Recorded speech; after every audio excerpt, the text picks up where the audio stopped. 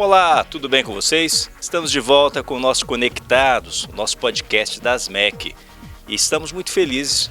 Neste mês de novembro, como prometemos, iríamos trazer aqui lideranças do movimento negro, expoentes da luta por igualdade, por promoção de oportunidades iguais para todos e de reparação. Não é um mês só de reflexão, é um mês de atitude, não é um mês só de consciência, é um mês de mobilização. Não só nesse mês, mas ao longo do ano também. E conforme combinado, está conosco aqui Viviane Santos, ela que é pedagoga, compositora, cantora, militante aguerrida de direitos da mulher, do povo negro, enfim, uma pessoa que pode contribuir muito com esse debate que está aí colocado para a sociedade. E ela tem novidades para nós aqui, que está trazendo fresquinha da Marcha das Mulheres Negras que aconteceu em Brasília, do dia 25 ao dia 27, né? Então ela chegou ontem de uma batalha, mas também com as baterias carregadas, né, Viviane? Exatamente. Seja bem-vinda. Cumprimento a todos, a todas. Muito obrigado pelo convite. E realmente, renovada, com as baterias recarregadas. Porque foram mais de 300 mil mulheres de todo o país e também de outros países que vieram nos prestigiar e marchar com a gente. Essa edição, qual que é o número da edição da marcha? É a segunda marcha. A última foi há 10 anos atrás, também em Brasília. E nesse período de 10 anos foi feita uma reconstrução, né?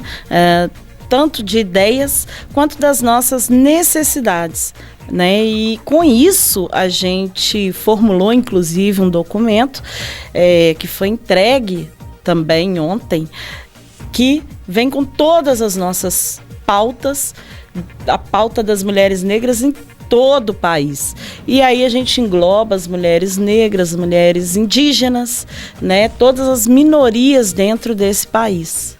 E foi muito importante ter mais de 300 mil mulheres acompanhadas das nossas parlamentares, da nossa ministra Macaé, da nossa escritora Conceição Evaristo. Então, mulheres, né?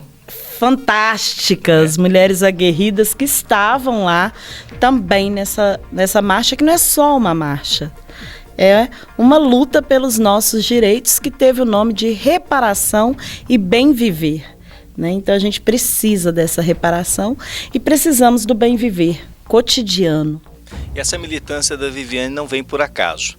Participa de grupo de mulheres há muito tempo, é cantora, compositora, conhece o dia a dia, né, das mulheres guerreiras, das mulheres pretas guerreiras. Comenta um pouquinho disso para nós. Começou aqui na Pedreira, aqui na região aqui, essa região próxima aqui a Odilon, né? Exatamente. A Lagoinha, a região boêmia, antiga, histórica, do samba de Belo Horizonte, não é verdade? Exatamente. Sou, filha do meu amigo Eli Pretinho, presidente do Sindicato dos Baleiros, dos Vendedores Ambulantes, histórico aqui em Minas Gerais. Exatamente. Tive o privilégio de nascer e ser criada dentro da Pedreira Prado Lopes, que é a primeira favela, a primeira comunidade de Belo Horizonte, né? Então, a Pedreira Prado Lopes foi de onde foi retirada as pedras para a construção da cidade. Então, os povo de Belo Horizonte deve muito à Pedreira. Exatamente. Os primeiros moradores de Belo Horizonte se organizaram exatamente ali. E aí tem aquela história de que foi feita a Avenida do Contorno, porque tudo aconteceria dentro dos limites da Avenida do Contorno. Claro que a população nobre da cidade estava ali na Lagoinha, né, nos entornos dentro da Contorno, mas o trabalhador, ele não tinha local propriamente dito. E aí foi se aglomerando literalmente nos espaços de onde eram retiradas as pedras, que era o espaço mais próximo para já ir para o trabalho. Então assim se forma a Pedreira Prado Lopes. Depois veio o IAPI. E depois veio o IAPI, que aí já é mais uma história, né, de Belo Horizonte, que também é o primeiro conjunto habitacional dentro de Belo Horizonte, e ali também marcado pela opressão, pelo racismo que a nossa sociedade vivia à época e ainda vive, né? Então, para quem não sabe, não tem. Para quem não sabe, cercado de muros, o IAPI dividia esse lado da sociedade mineira, da sociedade belo-horizontina, para os trabalhadores, né, que ficavam ali na parte empobrecida da cidade. Então, os muros do IAPI eram realmente o divisor de águas de Belo Horizonte.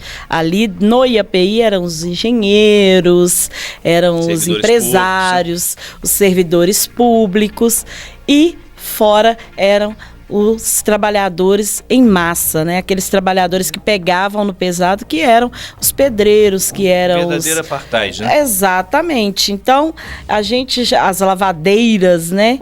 Então, a gente já tinha essa divisão, essa exclusão desde a criação da cidade em si.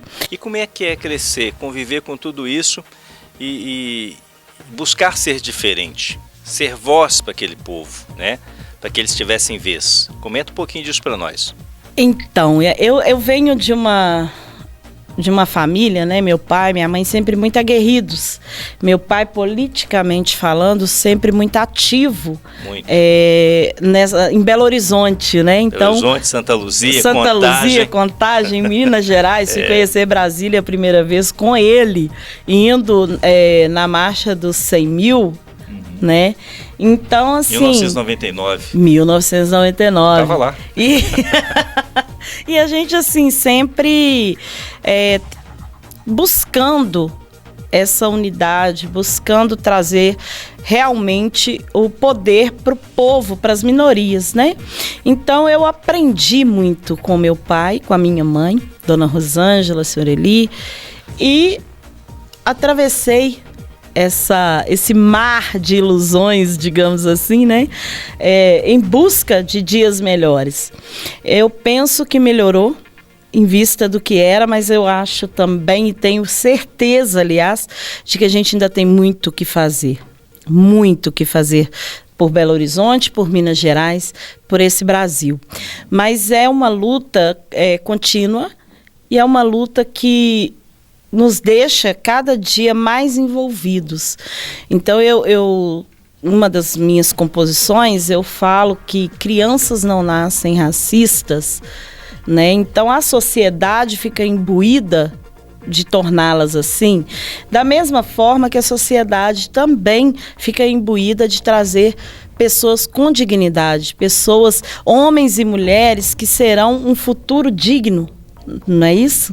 Então, ninguém escolhe, eu costumo muito falar isso, mãe nenhuma, eu tenho 2 filhos, mãe nenhuma, quando o filho nasce, fala assim, meu filho será um promissor bandido. Eu não conheço nenhuma mãe que faz isso. Nem pai deseja isso, né? Mas a sociedade, a vida em si, traz isso, transforma. Então, a gente tem que combater com a educação, com trabalho social muito bem elaborado, muito bem feito e que atinja realmente as minorias. E através, principalmente hoje eu falava muito sobre isso na parte da manhã, sobre a questão da informação. A gente não precisa trazer para as periferias o dinheiro propriamente dito. Porque eu posso pegar, e agora nós temos, por exemplo, a PL 27, que é de reparação.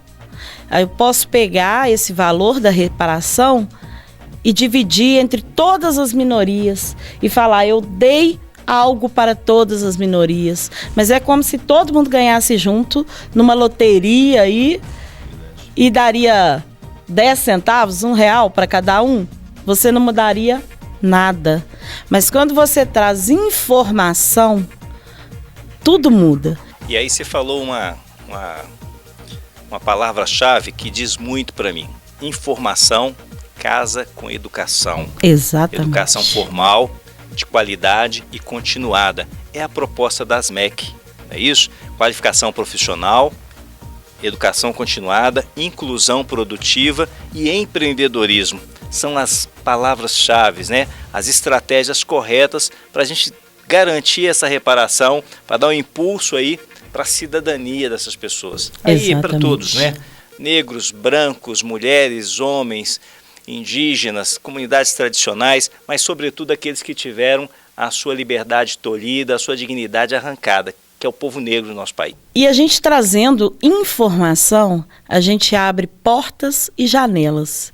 E aí sim, com a informação, mas informação de qualidade, informações verdadeiras, a gente abre caminho para que essas pessoas possam ter dignidade, possam ter trabalho e buscar sim o avanço através dessa informação que foi dada antes. Então a informação, ela vem provida de educação de qualidade, ela vem provida de peças-chave que você colocou, que é um trabalho maravilhoso que a ASMEC faz, que é de cuidar.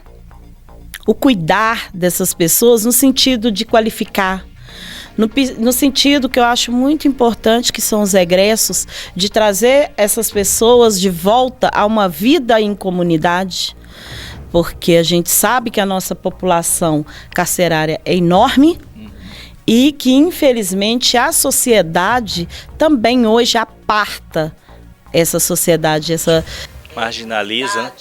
Criminaliza, marginaliza, exclui, né? Uma sociedade excludente, já exclui pela cor, já exclui pela etnia, pela origem, né? Você veio do interior, o capial, exclui também por ter passado pelo cárcere, né? E esquece que no nosso país não tem prisão perpétua, tem pena de morte. Uma hora aquela pessoa vai sair, e que forma que ela vai viver? E nós estamos falando da quarta maior população carcerária do planeta. O Brasil tem 700 mil encarcerados. Fiquei sabendo esses dias, por causa da prisão do ex-presidente aí, 128 mil pessoas com tornozeleiras eletrônicas. Então não é pouca coisa que a gente está falando. Qual que é a alternativa a isso? Educação, educação, educação. Já dizia Cristóvão Buarque, né? Quero te fazer agora um comentário, né, e você poder discorrer em cima dele, sobre essa iniciativa da ASMEC lá na Pedreira Prado Lopes, que é a Casa da Pedreira, parceria aí com a Escola de Samba Unidos Guarani, que você também faz parte, né? Faz parte. E fico muito feliz por isso, eu tenho um carinho especial pela Escola de Samba, pelo samba de um modo geral, né? Mas quando fala da Unidos Guarani, a gente se empolga, é uma das mais antigas, né? 61 anos. Não é pouca coisa.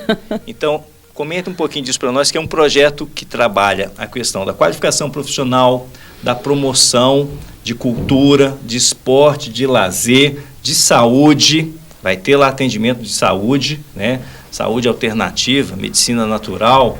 Vai ter ali também orientação jurídica. Vai ter esporte para garotada, um espaço bastante multiuso, né? Vai ter alimentação e esses cursos que a ASMEC tem a expertise de promover. É uma alegria enorme, né? A Casa da Pedreira, que não é a minha casa, não é a casa da ASMEC, mas é a casa de toda a população que vive na Pedreira e no entorno da Pedreira Prado Lopes. E é gratificante ver esse projeto no qual eu também farei parte, faço parte, sou formada em pedagogia e a gente tem aí essa intenção de levar a alfabetização, mas não só a alfabetização para jovens e adultos, né? Mas as crianças que infelizmente hoje a gente sabe que estão saindo aí do fundamental sem saber ler. E isso é muito grave. Então a gente leva para essas crianças também essa alfabetização. O problema atual que vai eclodir lá na frente também, exatamente, né? Quando ele for passar no ensino médio, for fazer o Enem, né? Não tem condições hoje de uma criança que sai do ensino fundamental não saber escrever o próprio nome, não saber ler. Isso é muito grave.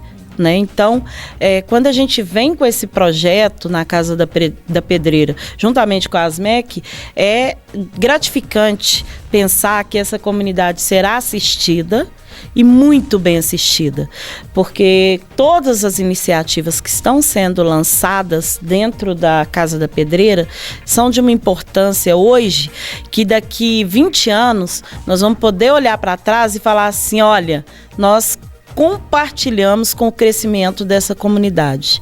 E isso é muito lindo de vivenciar, de fazer parte e assim, faremos parte da história de Belo Horizonte, da Pedreira Prado Lopes, que é histórica, mas também faremos parte de cada família ali, sabe? Cada mãe, que como eu dizia, a mãe nunca quer o filho na vida errada, e cada mãe que tiver seu filho formado, sua filha formada em um dos cursos, e que esse filho prosperar através de um dos cursos, ela vai lembrar eternamente dessa ação. Então, eu acho que é um trabalho que leva não só para o momento, mas para a vida e para uma futura geração dentro da nossa comunidade. Então, assim, parabéns para a iniciativa, parabéns para as pessoas que estenderam os olhares para a comunidade da Pedreira Prado Lopes e que a gente continue aguerrido mesmo, com muita força nesse projeto, que seja só o pontapé inicial para esse trabalho. Com certeza. Estamos aí celebrando várias parcerias, novas parcerias, para não só dar manutenção no projeto, mas também para ampliá-lo, para que possa ter plenitude de atendimento dessas políticas públicas que a gente quer desenvolver ali. Mas eu quero que você fale agora um pouquinho da nossa Viviane, cantora, compositora, dá uma palhinha aqui da sua voz, né? Estamos no mês da consciência, o mês da reparação. O projeto da Pedreira, a Casa da Pedreira, é uma proposta também de reparação para uma comunidade negra que foi tolhida vários anos de vários direitos, né?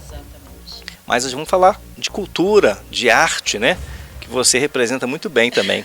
Que também é uma comunidade riquíssima culturalmente, né? Vem a escola de samba, que nasce aqui na região da Pedreira Prado Lopes, a Lagoinha, que foi a zona boêmia, o Aparecida, o bairro da Concórdia, que a gente está aqui do lado contrário da Pedreira, né, separado pela Avenida Antônio Carlos, e que são pontos culturais importantíssimos da nossa cidade. Sim.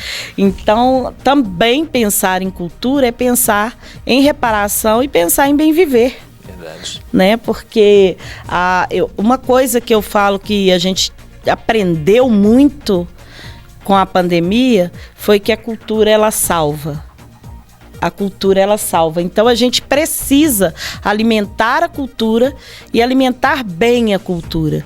Trazer uma cultura que seja uma cultura que ampara, que seja uma cultura que traz as pessoas que têm dons, para que elas possam realmente despertar seus dons e levar para outros, para poder acalentar corações. E é isso que a gente faz através da música, né? Eu sou cantora, compositora, eu tenho o clipe da música Eu Sou Mulher, que é uma música importantíssima nesse... Canta um pedacinho dela para nós aí. Cantaremos, é uma música importantíssima nesse contexto de que a gente vê crescendo a violência contra a mulher, né? Uma violência que sempre existiu, mas talvez até pela tecnologia que temos hoje, ela é muito mais divulgada. E que bom que é divulgada, né? Para que a gente tenha consciência de tudo que está acontecendo com as nossas. Quebrou-se o mito, né? Quebrar, da propriedade exatamente, dos corpos femininos. Né? Exatamente. O homem casa, o homem é dono do corpo, a filha é propriedade dele, a esposa é propriedade. Um erro social, cultural precisa ser combatido. Que tem que ser combatido todos os dias. E essa música vem nesse meio, falando da integridade da mulher. Da mulher empoderada, da mulher apoderada, da mulher que pode, né? E essa música Eu Sou Mulher, a gente fez um trabalho muito lindo, um clipe maravilhoso, com a produção da Carla Barrio, Davidson Dudu, que foi meu produtor musical, e tá no YouTube. Procurem lá, Viviane Santos, Eu Sou Mulher, que é maravilhoso. Olha lá, YouTube, Viviane Santos, Eu Sou Mulher. Maravilha. Eu sou mulher, quero ser preservada. Eu sou mulher, encara a parada. Tomo conta de tudo, tô pro que der e vier, e na cadência do samba eu sou mulher. Olhem lá, vocês vão gostar, foi um clipe maravilhoso. Parabéns, Vivi. Que felicidade.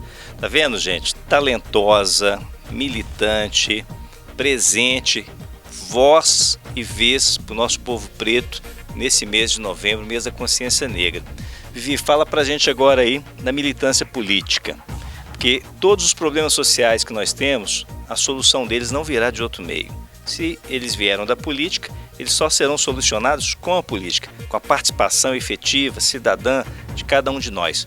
Comenta para nós aí esse novo posto que você conquistou aí através de um processo eleitoral interno, né, de um partido. Comenta um pouquinho disso para nós e como isso pode impactar nas políticas públicas, nos trabalhos, nas reivindicações para a comunidade. Então, eu sou militante desde sempre, mas eu sou filiada a um partido desde os 16 anos, que eu me filiei ao PT. E nunca mais me filiei a outro partido. Sou petista de coração. De carteirinha, de carteirinha. E com essa militância, a gente agora alcançou esse posto, né? Porque o PT é muito democrático e nessa democracia interna a gente abre chapas, tem as votações e hoje sou secretária adjunta do combate ao racismo, também faço parte da Secretaria da Mulher dentro do PT e agora estamos indo com a nossa chapa para a Nacional, também no combate ao racismo, pela Executiva Nacional do Combate ao Racismo. O Partido dos Trabalhadores ele tem uma prática, uma praxe política que não precisou de lei para colocá-la em prática. 50% das vagas em todo o processo eleitoral, ele é 50% de um gênero e 50% do outro, meio a meio. Os demais partidos seguem o que manda a legislação eleitoral, que é de 30%. 30% de um e 70% do outro. No PT não, é meio a meio. E isso é interessante, que é mais espaço para a mulher. Comenta um pouquinho disso para nós. Exatamente. Olha, é muito importante quando você está em um partido que te agrega.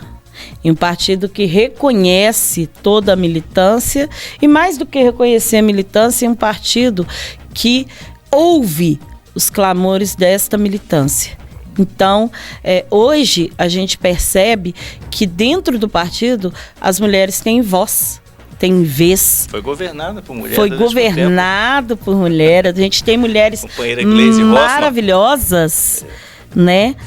Dentro do partido. Mulheres fortes, mulheres potentes dentro negras, desse partido. Benedita mulheres da Silva. Negras como Benedita da Silva. E aí a gente fala um pouco da marcha também, que na marcha a gente viu mais ainda essa potência dessas mulheres. Então nós temos hoje presidenta do PT Minas Gerais, a deputada Leninha, conquistado pelo voto interno. Nós temos hoje as deputadas estaduais, vereadoras, um grande número, que eu acho que ainda é assim, pouco. Eu lembro de quem? Eu acho que ainda é pouco. Né? Temos Dandara como federal, temos as nossas deputadas estaduais, além de Leninha, nós temos a Andréia de Jesus, nós temos, que agora está vindo com a gente, a Ana Paula, que é muito importante. A Ana Paula Siqueira está com a gente. São mulheres negras, né? Isso. E aqui eu estou citando as mulheres negras. Sim. Temos outras mulheres potentes que também se identificam com a causa, identificam com a causa. Então, o Partido dos Trabalhadores, ele traz uma pauta de mulheres muito enriquecedora. Porque a gente tem vez, a gente tem voz, a gente tem fala e a gente participa ativamente do partido. Olha, eu fico muito à vontade para falar com a Viviane sobre isso, porque quando dirigente sindical que eu fui da Polícia Civil, do Sindipol, nós criamos um movimento para reconhecer o assédio moral como uma moléstia dentro do serviço público. O assédio moral e o assédio sexual. E Minas Gerais foi o primeiro estado a criar uma lei que pune o assédio moral no âmbito da administração pública, Lei Complementar 116. Também criamos, antes da lei, o cargo permanente na direção do sindicato, da diretoria efetiva das mulheres. É um ambiente propício, né, ao assédio moral, ao assédio sexual, à exploração feminina, as promoções não saíram. Então a gente teve ali uma voz forte, sempre destinamos esse espaço. Fui criticado no começo por alguns, né, que chamou no canto, você está ficando louco, isso nunca aconteceu. Foi, né, pelo fato de nunca ter acontecido que não vai acontecer. Vou colocar em votação e quem votar contra que justifique o seu voto, sim e não, né? E graças a Deus foi aprovado e até hoje é assim. E aqui nas MEC, aqui uma eclesia, né? Mas a maioria são mulheres, né? A presidente é mulher. Inclusive é presidido por mulher. Professora Andréia Ferreira. Aqui eu acho que eu sou bendito é o fruto. Eu e o Paulo e os poucos meninos aqui são bendito é o fruto aqui. Mas eu fico muito à vontade porque a gente percebe que esse movimento tem que partir de nós. Tem que partir também dos homens. Tem que partir também daqueles que às vezes fica acuado, com medo de falar, com medo de levantar a mão contra. Não, mas tem que levantar. Não é por pouco, né? Não é por pouca coisa que a Lei Maria da Penha, que antes era de ação pública condicionada de representação, hoje é ação pública incondicionada. Qualquer pessoa do povo deve, sob pena de omissão, denunciar a violência doméstica, a violência contra a mulher. Exatamente. E contra a mulher preta mais ainda, porque ela é vitimizada 2 vezes. 2 vezes. E é importante todos os passos, né? E aí a gente sempre pede a bênção aos mais velhos, né? Porque todos os passos que foram dados anteriormente nos fazem fortes hoje para continuar essa luta, né? A gente tem que ter em mente que enquanto nós estamos aqui gravando esse podcast, mulheres estão sendo agredidas. Enquanto a gente está aqui gravando esse podcast, mulheres estão sendo exploradas, estupradas, meninas, as nossas meninas estão sendo estupradas. E isso é muito grave. Mas hoje nós temos um amparo na lei que não tínhamos antes. Então, a caminhada ela é difícil. E foi fruto dessas lutas, dessas marchas. Exatamente. Dessas mobilizações da sociedade civil, né? Então, quando a gente entra em marcha, na verdade, a gente está buscando reparação para todos os âmbitos, seja para as mulheres trabalharem com dignidade, seja para as mulheres terem educação de dignidade para elas e para os seus filhos, e seja também para a vida ativa das mulheres. A mulher poder chegar e falar: eu vou, eu quero, eu não quero. Nós não somos propriedade de ninguém. E colocar isso é muito importante, mas colocar isso de forma efetiva, inclusive para as próprias mulheres.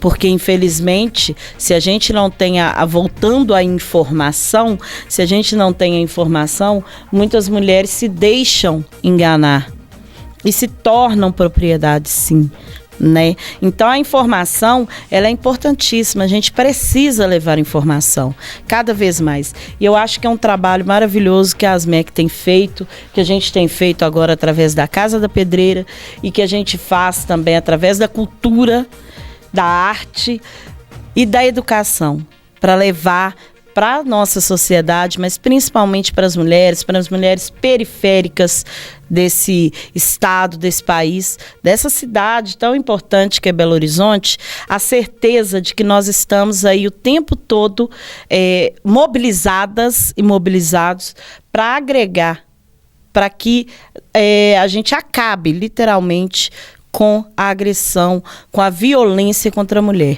Então, a nossa militância, ela é diária e a gente é incansável, né? Tem hora que a gente fica meio esmurecido, mas aí vem um choque de realidade, vamos lá, porque nós não podemos soltar a mão das nossas. Foi rápido demais, né? Mas o tempo passou voando. Viviane tem muito conteúdo. É muito entusiasmante conversar com ela, porque traz muita história e muita coisa atual também, né? Do que a gente está vivenciando. Mas eu quero agradecer demais a sua presença aqui, tá? Fiquei muito feliz com a sua participação. E aí faça Agora, suas considerações finais, o seu canto final, que artista é assim, né? Se manifesta de todas as formas. Olha, fique à vontade. Nas minhas considerações finais, eu quero dizer que uma mulher preta gerou o mundo. E que a gente tem essa certeza de que no Brasil, uma mulher indígena gerou a nossa população. Nós somos indígenas, nós somos negros nesse país.